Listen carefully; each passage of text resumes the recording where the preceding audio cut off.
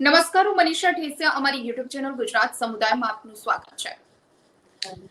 વડોદરા જિલ્લાથી પાદરા અને આણંદ જિલ્લાને જોડતો મહીસાગર નદી પરનો બ્રિજ ધરાશાયી થયો અને અત્યાર સુધી 18 લોકોના મૃતદેહ બહાર કાઢવામાં આવ્યા છે. 18 જિંદગી આ બ્રિજ તૂટી પડી તેમાં હોમાઈ ગઈ છે. હજુ 2 થી 3 લોકો લાપતા છે અને તેના મૃતદેહ હજુ નથી મળ્યા, એટલે આંકડો 20-21 લોકો સુધી પહોંચી શકે તેવી શક્યતા છે. હવે ગુજરાતમાં બ્રિજ તૂટવા, પુલ તૂટવા એક નવી વાત નથી, કારણ કે અત્યાર સુધી ઘણી બધી ઘટનાઓ બની ચૂકી છે ગુજરાતમાં કે બ્રિજ તૂટ્યા હોય, મોટી જાનહાનિ થઈ હોય, લોકોએ પોતાના જીવ ગુમાવ્યા હોય. એ મોરબીનો ઝૂલતો પુલ તૂટ્યો હોય, તે પછી જુનાગઢના મેંદરડા પાસેના બ્રિજના 3 કટકા થયા હતા. વચ્ચે સુરેન્દ્રનગરમાં એક બ્રિજ ધરાશાયી થયો હતો. આવી તો અનેક ઘટના ગુજરાતમાંથી છાસવારે સામે આવતી હોય છે. વારંવાર આવી ઘટના ઘટે છે. સવાલ અહીં એ થાય છે કે ગુજરાતમાં આટલી બધી ઘટનાઓ કેમ ઘટે છે? કેમ બ્રિજની મરામતની કામગીરી યોગ્ય રીતે નથી થતી? જે સમયે બ્રિજ બન્યા છે તે સમયે યોગ્ય કામગીરી થઈ છે કે નહીં? કોને કોન્ટ્રાક્ટ આપ્યો હતો? કેવી કંપનીને આપ્યો હતો? કેવી કામગીરી થઈ છે? કેવી ગુણવત્તાની કામગીરી થઈ છે? અચ્છા, આટલા વર્ષો પછી આ બ્રિજની મરામત થાય છે કે નહીં? આ અંગે રજૂઆત પણ ગામના સરપંચ દ્વારા કે એક વ્યક્તિ દ્વારા કરવામાં આવી હતી કે આ બ્રિજ લાંબો સમય ટકે એમ નથી, કારણ કે ખૂબ જ ખરાબ હાલતમાં છે, એ તૂટી પડશે. છતાં પણ કામગીરી ન થઈ. શું કામ? એસીમાં બેઠેલા અધિકારીઓ શું કરી રહ્યા છે અને આની જવાબદારી કોણ લેશે? આટલા બધા લોકોએ પોતાનો જીવ ગુમાવ્યો છે, એની જવાબદારી કોણ લેશે? માત્ર ઠંડુ પાણી રેડી દેવાનું, માત્ર તમે એસઆઈટીની રચના કરવાથી બચી જશો, માત્ર તપાસ કમિટી જ તમે રચશો કે ત્યારબાદ તમે માત્ર દુઃખ વ્યક્ત કરશો, પરંતુ એ પરિવાર પર જે બીતે છે, એ માણસ પોતાના જીવ ગુમાવે છે, જે વ્યક્તિ આવી દુર્ઘટનાઓને નજરે દેખે છે, એમનું શું? ચર્ચા આપણે આજે આ જ ઘટના પર કરવી છે કે શું કામ આવી ઘટનાઓ બને છે અને આવી ઘટનાઓ બાદ તંત્ર કેમ હાથ ઊંચા કરી દે છે કે માત્ર તપાસના જ રટણ કેમ કરે છે? ચર્ચામાં અમારી સાથે જોડાઈ ગયા છે વિરેનભાઈ ડામી, જોડાયા છે વડોદરાથી, જે આમ આદમી પાર્ટીના લોકસભાના પ્રમુખ છે. વિનયકુમાર અમદાવાદથી જોડાયા છે, જાગૃત નાગરિક. રાહુલ હરખાણી પણ ધારીથી જોડાઈ ગયા છે અમારી સાથે, પણ એક જાગૃત નાગરિક તરીકે જોડાયા છે. તમામ મિત્રોનું સ્વાગત છે ગુજરાત સમુદાયમાં. સૌથી પહેલા વિરેનભાઈ આપને પૂછવા માંગીશ, કદાચ મારા સુધી વાત પહોંચી છે ત્યાં સુધી તમે એ સ્થળની મુલાકાત પણ લીધી છે, શું સ્થિતિ હતી? આ રીતે બ્રિજ ધરાશાયી થાય છે, બ્રિજ ઉપરથી વાહનો પસાર થઈ રહ્યા છે, 2 જીપ, 2 ટ્રક, 1 રિક્ષા, લગભગ 5 વાહનો બ્રિજ તૂટતા નદીમાં ખાબક્યા હતા. હવે આટલી ઊંચાઈ પરથી જ્યારે નીચે ખાબકે છે, આવી દુર્ઘટનાઓ ઘટે છે, શું કહેશો? સૌથી પહેલા તો જો તમે સ્થળ મુલાકાત લીધી હોય તો. જ્યારે ઘટના બની એના 1.5 કલાકની અંદર જ હું સ્થળ પર હતો, ત્યારે જોયું કે જે રીતે એક માતા પોતાના પતિ અને દીકરા માટે જે આક્રોશથી રુદન કરી રહી હતી, ચાલુ આપણું હૃદય દ્વરી ઉઠતું હતું. પરંતુ ક્યાંક ને ક્યાંક આ જાડી ચામડીના જે અધિકારીઓ છે એને આ ગંભીરતા, બ્રિજની ગંભીરતાની ખબર નહોતી કે આ બ્રિજ પરથી ગંભીરતા કેટલી છે. પરંતુ આજે જયારે હોનારત થઈ છે, ખૂબ દુઃખની બાબત છે. વડોદરાની અંદરના આસપાસના જેટલા પણ લગભગ 21 જેટલા મૃતદેહોને અત્યારે બહાર કાઢવામાં આવે છે ને અત્યારે પણ રેસ્ક્યુની કામગીરી ચાલુ રહી છે, ત્યારે ખૂબ દુઃખ સાથે અમારે કહેવું પડે છે કે જ્યારે સ્થાનિક ત્યાંના જે ચૂંટાયેલા પ્રતિનિધિઓને, એટલે કે ધારાસભ્યશ્રીને, ત્યાંના સાંસદશ્રીને અને માર્ક એન્ડ મકાન વિભાગના અધિકારીઓને ત્યાંના સ્થાનિક લોકોએ અવારનવાર રજૂઆત કરી છે કે આ બ્રિજ જે છે એ ગમે ત્યારે તૂટી પડશે, એની મરામત કરાવવાની જરૂર છે. પરંતુ આ જાડી ચામડીના અધિકારીઓએ માત્ર ઉપર લેપ લગાવ્યો એટલે ઉપરથી ખૂબ સુંદર લાગે, પરંતુ બ્રિજ નીચેથી હાવ જર્જરિત હતો અને જે ડેમેજ થયું છે એનું નુકસાન આજે ગુજરાતની જનતા, એટલે કે 21 જેટલા લોકો પોતાના જીવ ગુમાવ્યા છે. ખૂબ દુઃખ સાથે એવું કહેવું પડે છે કે જ્યારે આવી ઘટના બને છે ત્યારે મુખ્યમંત્રી, પ્રધાનમંત્રી દ્વારા 2 લાખ 4 લાખ રૂપિયાનું વળતર ચૂકવવામાં આવે છે. અરે ભાઈ, જેના ઘરનો દીકરો ગયો હોય એને ખબર હોય કે 2 લાખ 4 લાખની કિંમત નથી, પણ જો એને પહેલેથી જ મરામત કરવામાં આવી હોત, જો પહેલેથી જ સારી રીતે એની જાળવણી કરવામાં આવી હોત, તો આજે 21 જેટલા લોકોએ પોતાના જીવ ના ગુમાવ્યા હોત. ખરેખર જો તમારે સાચી શ્રદ્ધાંજલિ આપવી હોય તો આ મારું માનવું છે કે માનવ વધનો ગુનો અધિકારીઓ પર, જવાબદાર અધિકારીઓ પર દાખલ થવો જોઈએ અને જે મૃતક છે એના પરિવારના લોકોને 1-1 કરોડ રૂપિયાનું વળતર આપવું જોઈએ એવી અમારી માંગ છે. બિલકુલ વિરેનભાઈ, તમે સાચી વાત કરી છે કે કોઈના જીવની કિંમત ક્યારે આંકી ન શકાય, પરંતુ તમે 4 લાખ રૂપિયા આપીને છૂટી જાઓ, 2 લાઈનનું ટ્વીટ કરી તમે દુઃખની લાગણી વ્યક્ત કરી દો, પરંતુ જે પરિવારે પોતાના બાળકો ગુમાવ્યા છે, કેમ કે નાના ભૂલકાઓ પણ હતા આ ગાડીમાં, અને જેણે પોતાની છત્રછાયા ગુમાવી છે એવા બાળકો બચ્યા છે, તો માતા પિતા એક્સપાયર થયા છે. આવી ઘટનાને તમે પૈસા સાથે ન તોલી શકો કે માત્ર દુઃખની લાગણી વ્યક્ત કરવાથી નથી બની શકું. જો તમારે ખરેખર શ્રદ્ધાંજલિ આપી છે તો ગુજરાતના તમામ બ્રિજની ચકાસણી કરો, અને હવે તમે જે કોન્ટ્રાક્ટ આપો છો એ કોન્ટ્રાક્ટ કેવી કંપનીને આપો છો, કેવી કામગીરી થાય છે, ખરેખર તમે એની જાળવણી કરો, ખરેખર તમે એની તપાસ કરાવો. શું લાગે છે રાહુલભાઈ, જે દુર્ઘટના ઘટી છે એનાથી લાગે છે કે તંત્ર કોઈ શીખ લેશે? કારણ કે આ પહેલી દુર્ઘટના નથી ઘટી, આવી તો અનેક ઘટનાઓ ગુજરાતમાંથી વારંવાર વર્ષે દહાડે સામે આવતી જ રહે છે બ્રિજ તૂટવાની. રાહુલભાઈ મ્યુટ છે, તમારું માઇક મ્યુટ છે. આપણે તમે બેન વાત કરી, હવે તમને એક વસ્તુ કહું કે આગળ આવા કેટલા માની લો કે અગ્નિકાંડ હોય, એવા કેટલા અનુભવ આપણને થયા છે. તો આ ભાજપા સરકાર અત્યારે કરે છે હું કે ભાઈ જે કાંડ થયું હોય ત્યાં 2 મીણબત્તી લઈને જાય, વાસ્તવ આપે કે ભાઈ 2 લાખ 3 લાખ રૂપિયા આપી દો. એટલે આ એક જોતા મનીષાબેન એક જ અપડેટ થાય છે કે ભાઈ પ્લેનમાં મરો તો 1 કરો, તમે રેલવેમાં મરો તો આ રીતના. તો હું તમને એટલું જ કહેવા માંગુ છું કે આ લોકોએ અત્યારે ભાજપા સરકારે માણસના ભાવ નક્કી કરી દીધા ટૂંકમાં. અને બીજી વસ્તુ કે આ ચેનલ અત્યારે પુલની વસ્તુ છે તે 100 વર્ષની ગેરંટી ઉપર હતો અત્યારે, તો 30 વર્ષમાં તે ખદડી જાય છે, સરકાર કઈ બોલતી નથી. અત્યારે મળ્યો કે આમાં સરકારશ્રીને તમે કહો તો એમ કે કોન્ટ્રાક્ટરનો વાંધો. ભાઈ કોન્ટ્રાક્ટરનો વાંધો હોય તો તમે જ પાસ કરાવ્યો છે ને, એગ્રીકલ્ચર કોણ કરવા જાય? સરકારે જ કરવાની હોય ને. મળ્યો કે આ અત્યારે જેના મળ્યો કે નાના છોકરા નથી રહ્યા, અને એવા 3 જણા તો એમાં એવા છે કે કોઈ એનું ગુજરાન કરવા વાળું નથી. તો એની વેદના તમે સાંભળો ને બેન, તો એમ થાય કે આ હકીકત ભાજપ સરકાર અત્યારે મૂળ રાક્ષસી રૂપ લઈ ગઈ છે. આને બીજો કઈ ધંધો નથી, પૈસા ખવડાવો, કામ કઢાવવો, વાત થઈ પૂરી. આ એક બનાવ નથી થયો, આની પહેલા કેટલા આપણે સુરતમાં બનાવ થયા, મોરબીમાં બનાવ થયા, કેટલા બનાવ થયા. અત્યારે લગીન તો એક્શન તો માની લો કે સરકાર હોય, કેન્દ્રીય સરકારમાંથી એક્શન તો કોઈ લે જ નહીં. કેમ કે લે તો એનું ને એનું પાછળથી નામ ખુલે, 10 નામ ટપે એટલે 11મું નામ ભાજપના નેતાનું જ હોય. આના બેન આના રીતના હાલ્યું તો પબ્લિક બહુ હેરાન થવાની વસ્તુ આ કહેવાય કે કોઈ અવાજ નથી ઉપાડતો. અવાજ માની લો કે અત્યારે એક કોઈ પણ સીએમ કે ભાજપમાંથી કોઈ પણ એમ કીધું કે અધિકારી આ તમે આ ખોટું કર્યું છે, કોઈ કીધું? કોઈ એમને કોઈ ડિબેટમાં નથી કીધું કે ભાઈ તમારું આ ભૂલ છે, આ રીતના નોંધાવી જોઈએ. અને આ 7મી ઘટના બેન, પહેલી વાર હોય ને તોય સમજાય કે ભાઈ આમાં કઈક અનબનાવ થયો હોય. આ 7 એવી દુર્ઘટના થઈ છે. 7માં એને ભાવ ફિક્સ કર્યા. બીજું કે ન્યા આવી અને આશ્વાસન દે કે આ રીતના થયું. એટલે પણ તમે કામ તો હું તો બેન એમ કહું છું કે સારું છે આ ભાજપ સરકારે ડેમ નથી બનાવ્યા. જો ડેમ બનાવ્યા હોત ને તો આ કેટલાની પથારી ફેરવી નાખે. કેમ કે 100 વર્ષના પુલની ગેરંટી વાળા હોય 30 વર્ષમાં તૂટે છે. તમે જૂના ડેમ હજી જોઈ લો, કોઈ પાણકોય નથી આવ્યો. તો આ લોકો અત્યારે ભ્રષ્ટ એટલે સાવ ભ્રષ્ટાચાર ઉપર નીકળી ગયા છે કે ભાઈ જેમ કરવું એમ પૈસા લાવો, બીજી કઈ વાત નહીં, જેટલા જાય એટલા. અને આ તમામ તકલીફ નાની સંઘ મળ્યો મીડિયમ ક્લાસ વાળા જે લોકો છે એને જ ભોગવવી પડે છે. તમે જોઈ લેજો અત્યાર લગીનમાં તમે જેટલા કાંડ થયા છે એમાં મીડિયમ જેને બિસાકડાને ટ્યુશન ફી ભરવાની ન હોય એ લોકોને મીડિયમ ક્લાસ એટલે મારી જેવા મીડિયમ ક્લાસ વાળાને કે આને જ તકલીફ છે, કોઈ મોટા વ્યક્તિને તકલીફ છે નહીં. બાકી એક વસ્તુ સમજી લીધો કે આને ભાજપ સરકારે અત્યાર લગીને બેન કોઈ પુલ નથી બાંધ્યો, પુલ એટલે ડેમ નથી બાંધેલો.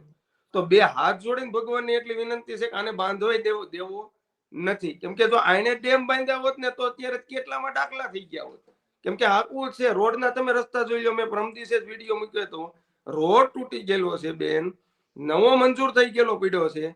તો અત્યારે ધારીમાં હાલમાં ધારીમાં દલખાણીયા વાળા ધારીથી દલખાણીયા વાળા રોડે એને સિમેન્ટ અને કોન્ક્રીટ લઈને હાંધા બુર્યા ખાડા બુર્યા એટલે માની લો કે એમને કોન્ટ્રાક્ટ દેવાય ગયો, પાછળથી ગાડીઓ આવે એટલે તાજો ખાડો રહેવાનો નથી. હાવ એટલે એમને મજાક કે છે કે ભાઈ ખાડા પૂરો, વાત પૂરી થઈ. એટલે ભાઈ રોડ બનાવો ને, અને રોડ અમારે 5 કિલોમીટર લગીને બેન બન્યો છે. ગીગાસણથી 5 કિલોમીટર પાટીઓ થાય, એને પાલિશ રોડ મળ્યો છે. તો પાલિશ રોડ એક વસ્તુ સમજી લ્યો કે હજી 15 દિવસ નથી થયા રોડ ને બન્યો, એને તા એને 66 કેવી વાળાને પ્રાઇવેટ મળ્યો સોલાર વાળાને એને પરમિટ આપ્યું હોય તો એ રોડ ખોદી શકે ને સાઈડ.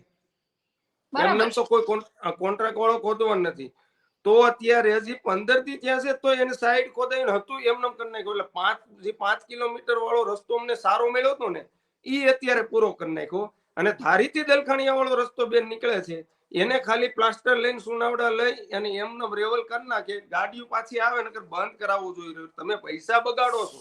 અમે ના નથી કહેતા સરકારને, ધારીના રસ્તાને તમે બ્લોક કરવો જોઈએ કે તરત તો એ ખાડા તો સુકાઈને જવાના. આ તો હું છે ખબર છે, મિલી વગર વિડીયો બનાવીને ઉતારી લઈ અને 3 કલાકનું કામ કરે. મજૂર લોબી એવી થઈ ગઈ 3 કે 4 વાગે થી નીકળી જાય બેન. તો આ જવાબદારી કોણ લેશે? તમે અત્યારે મારો વિડીયો જોઈ શકો છો કે મારા જ રોડે આગ બનાવ થયો છે. પ્લાસ્ટર મારે નીકળી જાય, પાછળ મોટો ટ્રક ગમી વાહન તો ચાલવાનું છે, એ ચાલે એટલે સીધો ખાડો હતો ને, કેમ કે તાજે તાજું હોય તો એ બુરાવાનો છે નહીં. એટલે આ લોકોને હવે કરવાનું શું છે ને એ દેશ નથી ઉઠતી. કેમ કે આ મને તો એટલે હું એટલામાં રાહત છું કે ભાઈ કોઈ ડેમ નથી બનાવ્યો તો સારું છે. બરાબર છે. નકર આ એક ડેમ નથી રહે એમ આ લોકોથી. અને આ એને એટલે એવું કહી શકાય કે ભાજપ ના જે અધિકારીઓ છે, જે નેતાઓ છે, જે પણ કામ કરાવે છે કરે છે માત્ર ને માત્ર ક્યાંક વાહવાહી લૂંટવા માટે કે કરવું પડે છે એટલે તમે થીગડા મારી દો. બાકી રોડ પાસ થયેલા પણ 5-5 વર્ષ સુધી પડ્યા રહે છે. ચોમાસામાં જનતાને ક્યાંય સવલિયત આપવી છે ખરેખર, એના માટે આ સરકાર કામ નથી જ કરતી એવું લાગી જ રહ્યું છે. વિનયભાઈ, શું લાગે છે કે આવી દુર્ઘટનાઓ બાદ ક્યાંક ને ક્યાંક તપાસ થશે ને SIT ની રચના થશે ને દુઃખની લાગણી વ્યક્ત કરી દેવાય છે? આ બધું જ એના માટે પૂરતું છે? કારણ કે જ્યારે પણ હવે માણસ એવું લાગે છે કે ક્યાંય ઘરની બહાર પગ મૂકતા એ સેફ નથી. ગમે ત્યારે રોડ આવા ખરાબ હશે, અકસ્માત સર્જાઈ જશે, બ્રિજ પરથી પસાર થશે, બ્રિજ તૂટશે, તમે ફરવા જશો તો ગમે ત્યાં ગેમ ઝોનમાં જશો આગ લાગી જશે, ઝૂલતા પુલ પર જશો તો પુલ નદીમાં ખાબકશે. એટલે જનતાને ક્યાંય હવે સેફ ફીલ થાય એવું ગુજરાતમાં લાગે છે તમને? બેન, અત્યારે સમય એવો છે ને કે આવનારા સમયની અંદર આવી દુર્ઘટનાઓ તમને વધુમાં વધુ જોવા મળશે. આના પાછળનું મુખ્ય કારણ છે કે જે નેશનલ બિલ્ડિંગ કોડ 2016માં ફક્ત ભલામણ કરવામાં આવેલી છે કે 30 વર્ષમાં સ્ટ્રક્ચર ઓડિટ રિપોર્ટ કરવો, એ ફક્ત ને ફક્ત ભલામણ કરવા માટે કીધેલું છે. એમાં કોઈ નિયમ બનાવવામાં આવેલો નથી કે 30 વર્ષ પછી સ્ટ્રક્ચર ઓડિટ કમ્પલસરી, એવું ક્યાં આગળ બી ઉલ્લેખ કરવામાં આવેલો નથી. અને કોઈ નીતિ નિયમો બેન બનાવેલા જ નથી. એટલે આવનારા સમયમાં આમ જોવા જાઓ ને તો આ ખાલી બ્રિજ જ નહીં, ઘણી બધી બિલ્ડિંગોની બી અત્યારે શહેરમાં, જુદા જુદા શહેરોમાં એવી પરિસ્થિતિ છે કે ગમે ત્યારે ધરાશાયી થઈ શકે. અને એમના કોઈ પણ પ્રકારના જે 30 વર્ષમાં સ્ટ્રક્ચર ઓડિટ કરવાની જે નેશનલ બિલ્ડિંગ કોડમાં ભલામણ કરવામાં આવેલી છે, એવી કોઈ ઓડિટ કરવામાં આવતી નથી. અને ફક્ત ને ફક્ત ઠીક છે, કોઈ નાના કર્મચારીઓને તમે સસ્પેન્ડ કરી નાખશો, એમના ઉપર તમે SIT ની રચના કરો, તો SIT ની રચના કરીને કોકને તમે ઠીક છે, ફંદો તમારો ફંદો છે બીજાના ગળામાં નાખી દીધો. તમે ફક્ત એટલું ને એટલું કરી શકો છો. પણ મુખ્ય જે જરૂરિયાત છે આજના સમયમાં એ છે સાચા નિયમો બનાવવાની. નિયમ બનેલા જ નથી, ફક્ત ભલામણો જ થયેલી છે બેન. એટલે આવી દુર્ઘટનાઓ વારંવાર બનતી રહેશે અને આપણે ખાલી મુખ બધિર થઈને જોતા રહીશું. એટલે સમય છે કે ચિંતન કરવાનો અને મંથન કરવાનો અત્યારે, અને નિયમો બનાવવાનો જરૂરી છે કે જે નિયમો છે બનાવવામાં આવે. ફક્ત ભલામણ કરવાથી કઈ બદલાવ નથી થવાનો. બિલકુલ બિલકુલ વિનયભાઈ, એટલે ક્યાંય એવા નિયમો જ નથી બનાવવામાં આવ્યા કે જેના કારણે, અને નિયમો હોય તો પણ જે જવાબદાર અધિકારીઓ છે, જવાબદાર કંપની છે, જવાબદાર કોન્ટ્રાક્ટરો છે, એમને ક્યારેય કોઈ એવી સજા પણ નથી આપવામાં આવતી કે બીજી વખત કોઈ કોન્ટ્રાક્ટરોને કોઈ કામ કરતા ડર લાગે? વાત તો એવી પણ સામે આવતી જ હોય છે. વિરેનભાઈ, તમે કંઈક કહેવા માંગતા હતા ને, એવું પણ કમેન્ટ્સમાં લોકો લખતા હોય છે કે જે પણ કોન્ટ્રાક્ટ આપવામાં આવે છે એમાં 30-35% રૂપિયા તો કોન્ટ્રાક્ટરે ભાજપના નેતા અધિકારીઓને આપવાના હોય છે. એમાં ક્યાં ગુણવત્તાવાળી કામગીરી થવાની છે? કોઈ પણ રોડ રસ્તાની હોય કે બ્રિજની હોય, શું કહેશો? તમે જુઓ બેન, મારે એટલા માટે કહેવું પડે છે કારણ કે આપણે જ્યાં મોટા મોટા બેનરો વાગતા હોય છે, મોટા મોટા હોલ્ડિંગ્સ દરેક જગ્યા પર, તમે હાઈવે પર જાઓ તો ત્યાં બેનર હોય છે, નજર હટી દુર્ઘટના ઘટી में रहोगे तो फायदा में रहोगे. પણ જ્યારે જ્યારે આવા કાંડ થાય છે ને, ત્યારે હવે જનતા એવું કે છે કે भ्रष्टाचार में रहोगे तो भाजप में रहोगे, भाजप में रहोगे तो भ्रष्टाचार करोगे. મેડમ, જ્યાં જુઓ ત્યાં ભ્રષ્ટાચાર. એક જગ્યા એવી નથી રહી, ગામથી લઈને ગાંધીનગર સુધી તમામ જગ્યા ઉપર તમે જુઓ કે ભ્રષ્ટાચાર વગર કામ થતું નથી. આજે તમે જુઓ એના જીતા જાગતા પુરાવા, મોરબી કાંડ થાય, તક્ષશિલા કાંડ થાય, આ રાજકોટની અંદર ગેમ ઝોન નો કાંડ થયો, આવા બ્રિજો તૂટે છે. તમે જુઓ છેલ્લા 4 વર્ષની અંદર ગુજરાતની અંદર 16 થી પણ વધારે બ્રિજ તૂટ્યા છે. આ તૂટવાની ઘટના સ્પષ્ટપણે બતાવે છે કે અહીંયા ખૂબ મોટા પ્રમાણમાં ભ્રષ્ટાચાર થાય છે. આજ દિન સુધી તમે જુઓ કે માર્ક એન્ડ મકાન વિભાગના આજે તમે જુઓ કે આ ઘટના બન્યા પછી અત્યારે તમે અધિકારીઓને સસ્પેન્ડ કરો છો, એના કરતા બેટર છે કે જો તમે પહેલા જ આનું નિરીક્ષણ કરાયું હોત અને જો પહેલા જ આની તકેદારી રાખી હોત તો 21 જેટલા જે યુવાનો, માતા બહેનો જે જીવ ગુમાવે છે, બેન તમે માનો નહીં, એક પરિવાર તો એવું છે કે જે બગદાણા પોતાના એક દીકરાને, નાનો દીકરો છે, એની માનતા પૂરી આવ્યો માનતા પૂરી કરવા જાય અને દીકરાના ઘરે આખો પરિવાર પીખાઈ જાય અને મુખ્યમંત્રી કે ખાલી એક જ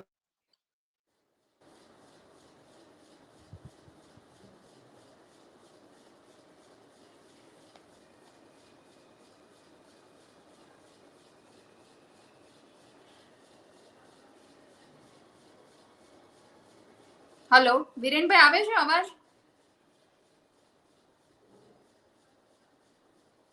ગામત્રી જ્યારે એવું કહેતા, એટલે બેન દુઃખ સાથે કહેવું પડે છે કે જ્યારે જ્યારે આવી ઘટના બનતી હોય છે ત્યારે મુખ્યમંત્રીએ ટ્વીટ કરીને કીધું કે માત્ર 23 માંથી એક જ ગાળો પડ્યો છે. અરે એક ગાળો તમારા માટે એક ગાળો હશે, પરંતુ એ પરિવારનો તો આખો માળો વિખાઈ ગયો છે. એટલે ખૂબ દુઃખ સાથે કહેવું પડે છે કે ગુજરાતના મૃદુ અને મક્કમ મુખ્યમંત્રી જો હોય તેમને ખરેખર આ બાબતમાં બધા જ બ્રિજો, આ એક બ્રિજ નહીં તમામ બ્રિજોની અંદર તાત્કાલિક અસરથી એને સ્ટ્રક્ચર સ્ટેબિલિટીના રિપોર્ટ મંગાવવા જોઈએ અને જો એ બ્રિજ ખરેખર એની પર ભારદારી વાહનો જવા જેવા હોય તો જ જવા દેવા જોઈએ, એવું અમારું સ્પષ્ટપણે માનવું છે.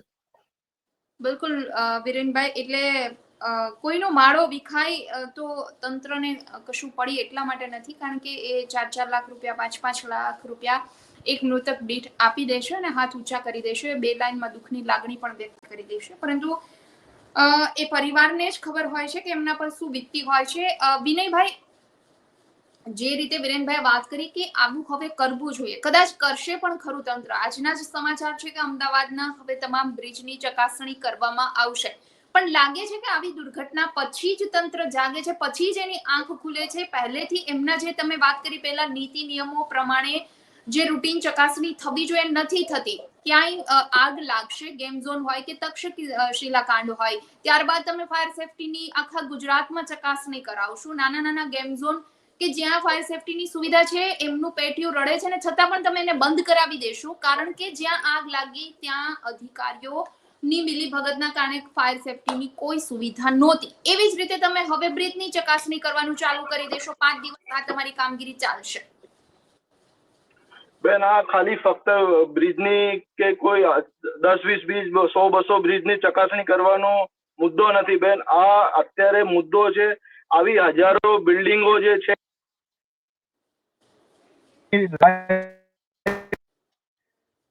બી 30 વર્ષમાં ભલામણ કરેલી છે, પણ સરકાર એ ભલામણને ઉપર વધારે કોઈ ધ્યાન ઉપર લીધેલ નથી અને સિરિયસલી નથી લીધી. આવી ઘટનાઓ થવા પાછળનું મુખ્ય બેન કારણ હોય છે કે કોઈ બી વસ્તુને ઇગ્નોર કરો ને તમે એટલે આવી દુર્ઘટનાઓ બને, અને તો ધીમે ધીમે કરીને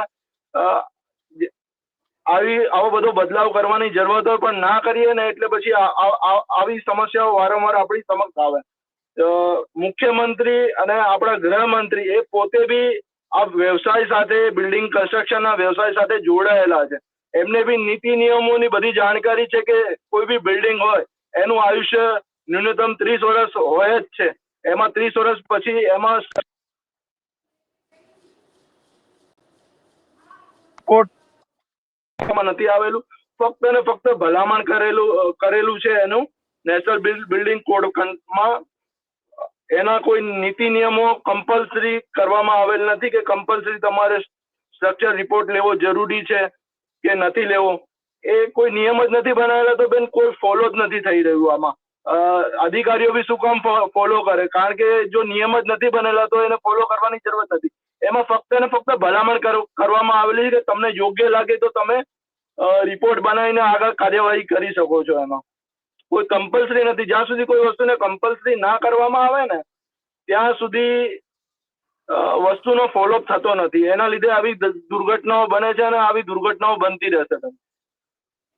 વિનયભાઈ, મને એવું લાગે છે કે કઈ નીતિ નિયમો કડક હોય અને કમ્પલસરી હોય છતાં પણ અહીંયા પૈસાથી બધું જ થઈ જાય છે. ભ્રષ્ટાચાર જ ચારે બાજુ વ્યાપેલો છે. એટલે તમે પૈસા આપી દો, તમારા કોઈ રિપોર્ટની કે તમારા કોઈ ચકાસણીની જરૂર પણ નહીં પડે, કારણ કે બધું જ પૈસાથી થાય છે.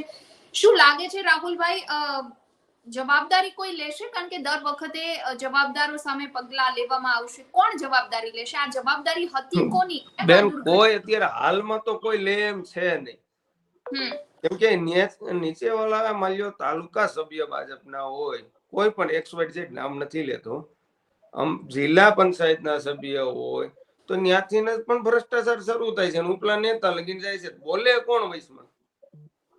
કોન્ટ્રાક્ટર નો આ લોકો વાક નથી કાઢે એમ. કેમ કે કોન્ટ્રાક્ટર ના 11 થી 12% બેન પરફેક્ટ નક્કી જ હોય કે ભાઈ MLA ને કે આટલા રૂપિયા એને ટકાવારી ચૂકવવી પડે. અને બીજી વસ્તુ બેન કે આમાં અધિકારીનો વાક નથી. અધિકારીનો એટલે વાક નથી. માની લો કે એને 100%, માની લો કે એક રોડ નું કામ મળ્યું, પુલનું કામ મળ્યું, તો એને સારો કરવો હોય તો પણ એની પાછળ, માની લો હું કોન્ટ્રાક્ટર હોય તો મારી પાછળ હું લાખનું કામ કરતો હોય તો મારે 15,000 વધવા જોઈએ. તો સ્વાભાવિક વાત છે કોઈ રાત એમને માની લો સેવા કરતું નથી.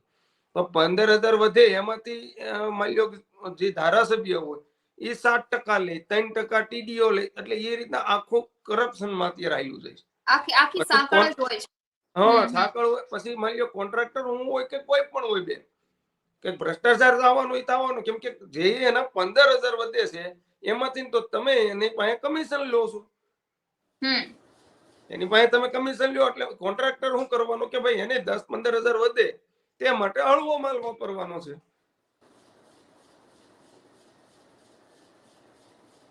હાલો, હા આવે છે રાહુલભાઈ, અવાજ આવે છે. હવે એ માની લો કે અમારા ધારીવાળો રસ્તો રહ્યો, અત્યારે એને થીંગડા મારે છે, કાંઈ વાંધો નહીં, ભલે મારે, પણ એને એટલી તો બુદ્ધિ હોવી જોઈએ ને કે ભાઈ થીંગડા તમે મારો, રોડ નો બનાવો તો કઈ નહીં, પણ થીંગડા તો હરખા મારો.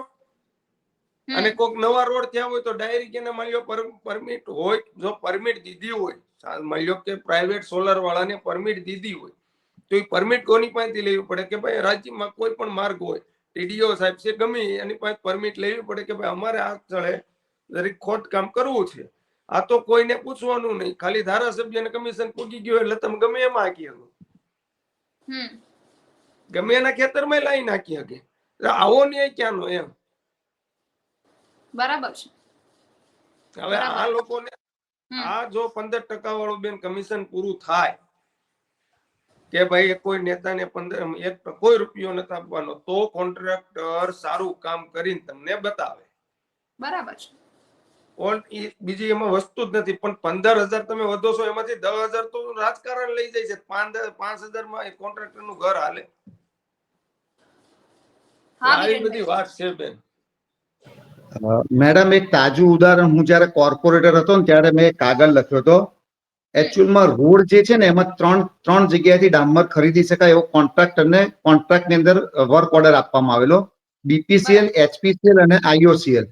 તમે માનો નહીં, કોન્ટ્રાક્ટર જે છે બીપીસીએલ, આઈપીસીએલ અને આઈઓસીએલ માં જગ્યા ખરીદવાને બદલે ગલ્ફ કન્ટ્રીનો ડામર ખરીદે, ગલ્ફ કન્ટ્રીનો એ ડામર ખરીદી ગલ્ફ કન્ટ્રીના ડામર, પણ બિલ કોના હોય તો કે આઈઓસી ના બનાવી મૂકી દે છે. કોઈ વેરિફિકેશન થતું નથી. હવે તમે સ્વાભાવિક છે કે એવો હલકી કક્ષાનો ગુણવત્તા વાળો ડામર વાપરે. 8 કરોડ ને 33 લાખ રૂપિયાનો બોગસ બિલો આઈઓસી ના અમે પકડ્યા, એની સામે ફરિયાદ દાખલ થઈ. આજે પણ ફરિયાદના નામે મીંડું છે, ના તો કોઈ અધિકારી સસ્પેન્ડ થતો, ઓન પેપર પકડાઈ ગયું છે, પોલીસ ફરિયાદ દાખલ થઈ ગઈ છે, પણ નથી તો કોન્ટ્રાક્ટરને બ્લેકલિસ્ટ કરવામાં આવતો. આ ગુજરાતની અંદર મને સ્પષ્ટપણે માનવું છે કે જે કોન્ટ્રાક્ટર બ્લેકલિસ્ટેડ હોય એને સૌથી વધારેમાં વધારે કામ આપવામાં આવે છે. એવા ઉત્તમ નમૂના છે અહીંયા. બરાબર છે. એટલે વિરેનભાઈ એવું કહી શકાય કે સરકારે આ મામલે જવાબ આપવો જોઈએ ને જે જવાબદારો છે ને એક વખત જેલ ભેગા કરવા જોઈએ. ઠોસ એવી કોઈ કાર્યવાહી તો કરવી જ જોઈએ કે બીજી વખત કોઈ પણ વ્યક્તિને આવું કામ કરતા નબળી ગુણવત્તાનું કે ભ્રષ્ટાચાર કરતા ધાક બેસે. બેન, તમે ભ્રષ્ટાચારને ઉજાગર કરો ને એટલે તમારી પર ફરિયાદ દાખલ થાય, તમને જેલમાં નાખી દેવામાં આવે. ધારો કે હમણાં નલ સે જલની યોજના, મનરેગાની અંદર કરોડો રૂપિયાનો ભ્રષ્ટાચાર થયો, કરોડો રૂપિયાનો ભ્રષ્ટાચાર. તમે જુઓ, ચૈતરભાઈ વસાવાએ ઉજાગર કર્યો. શું થયું? બદલાની અંદર એક ખાલી પાણીનો ગ્લાસ ફેંકવાના કેસની અંદર 307 દાખલ થાય. અરે આખું ગુજરાત હસે છે, હવે તો સરકાર પર ગુજરાત હસે છે કે આવું એક કાચના ગ્લાસ પર તમે 307 ની ફરિયાદ દાખલ કરીને જો કોઈનો અવાજ દબાવી દેવાનો પ્રયત્ન, એક ધારાસભ્ય કે જે જનપ્રતિનિધિ છે, જેને લોકોએ ચૂંટી અને ધારાસભ્ય પદ તરીકે મોકલ્યું છે, એવા લોકો પર ખોટી ફરિયાદ કરવામાં આવે, એ લોકોની પર એફઆરઆઈ કરવામાં આવે. એટલે બેન, આ દેશની અંદર અત્યારે હવે સરમુખત્યારશાહી, તાનાશાહી, દાદાગીરી, ગુંડાગર્દી થઈ ગઈ છે. જો તમે ગુંડા હશો તો ભાજપમાં હશો, જો દાદાગીરી કરતા હશો તો ભાજપમાં હશો, પણ જો સત્યની લડતમાં તમે લડવા નીકળશો તો મારું સ્પષ્ટપણે માનવું છે કે તમારે આ સરકારની અંદર સહન કરવું પડશે. પણ આ સરકારને હું કહું છું કે દરેક લોકશાહીની અંદર દરેકને પોતાનો વોટ આપવાનો અધિકાર છે. અત્યારે એ લોકો પાસે 161 ધારાસભ્યો છે. ઘણીવાર ધારાસભ્યોના મોઢામાંથી એવું સાંભળવા મળે છે બેન કે અમને પ્રજાની જરૂર નથી, પ્રજાને અમારી જરૂર છે. આટલું તો એ લોકોના મગજ પર અભિમાન ચડી ગયું છે બેન. આ અભિમાન આવતા આ દિવસોની અંદર એ આ ગુજરાતની જનતા બતાવશે. કારણ કે તમે વિસાવદરની અંદર જુઓ કે વિસાવદરની અંદર આ જનતાએ પરિવર્તનનો પવન નહીં, આંધી ફૂંકીને નવસર્જન કર્યું છે. મને લાગે છે કે આગામી દિવસોની અંદર ગુજરાતની જનતા એકવાર મોકો બીજી પણ અન્ય પાર્ટીને આપશે. બિલકુલ બિલકુલ. વિરેનભાઈ, રાહુલભાઈ, વિનયભાઈ, આપનો ખૂબ ખૂબ આભાર. આપનો કિંમતી સમય આપી અમારી સાથે ચર્ચામાં જોડાયા. ખેર, ચર્ચાઓ થતી જ રહેશે કારણ કે આપણી પાસે ચર્ચાઓ કર્યા સિવાય કોઈ ઓપ્શન નથી. અને જેમના હાથમાં તાકાત છે, જેમને ખરેખર કરવાનું છે અને જેમના પર જવાબદારી છે, એ લોકો, એ તંત્ર, એ સરકાર હંમેશા જવાબદારીમાંથી છટકતા જ રહેશે. આવી દુર્ઘટનાઓ ઘટતી જ રહેશે, લોકો પોતાના જીવ ગુમાવતા જ રહેશે, પરિવાર આક્રંદ કરતું જ રહેશે અને આ લોકો દુઃખની લાગણી વ્યક્ત કરશે, 3 થી 4 લાખ રૂપિયા બાળશે, 5 દિવસ સ્થળની મુલાકાત લેશે, હોસ્પિટલમાં જે ઈજાગ્રસ્ત લોકો છે એમની મુલાકાત લેશે, પરિવારજનોની મુલાકાત લેશે અને ત્યારબાદ એવો ફરીથી એસી ઓફિસમાં બેસી જશે.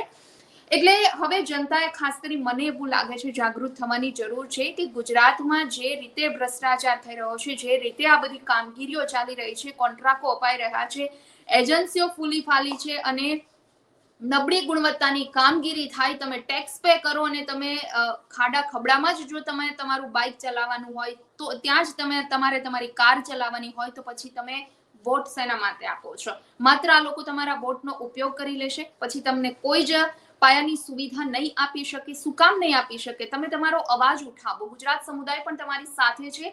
જો આવા કોઈ પણ મુદ્દા હોય કે જે પાયાની સુવિધાથી તમે વંચિત છો, જે ખરેખર હક તમારો છે, ગુજરાતની જનતાનો હક છે, જે તમને મળવો જોઈએ અને નથી મળતો, તો અમારી સાથે આવા મુદ્દા શેર કરો. આપણે આમના પર ડિબેટ કરીશું.